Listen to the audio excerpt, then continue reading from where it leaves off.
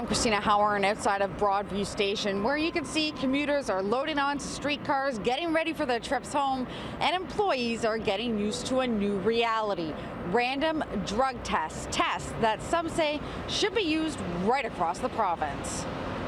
It's alarming to me that, as a father of two young girls, that there is the possibility that they could be stepping onto a train at some point where a driver is impaired by alcohol or drugs.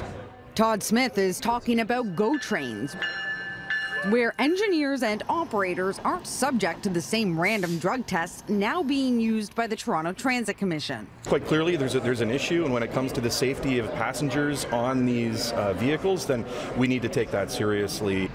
The TTC only won the right to randomly test employees for drug and alcohol a few months ago.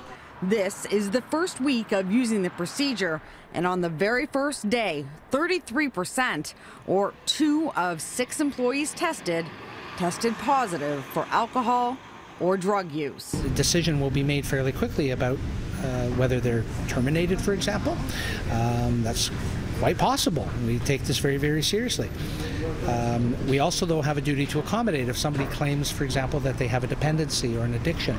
Despite these results, and a GO bus driver being charged with impaired driving while on duty last month, Metrolinx has no plans to start random tests of its GO bus drivers.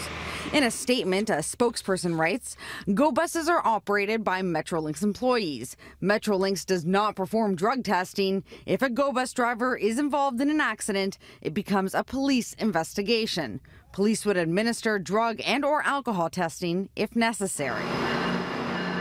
And while GO train operators and engineers are actually Bombardier employees, Metrolinx adds that drug and alcohol testing may be administered at many times and for a variety of reasons: pre-employment, post-accident and incident, return to duty, follow-up or periodic physicals, or any time there is a reasonable suspicion.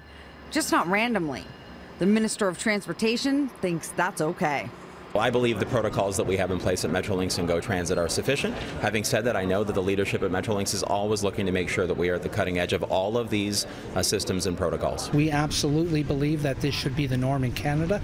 It is in the United States, it is in Great Britain, it is in Australia. Now, we did reach out to both the cities of Brampton and Mississauga, and neither of their transportation companies, their transit corporations, are actively looking at random drug tests for their employees.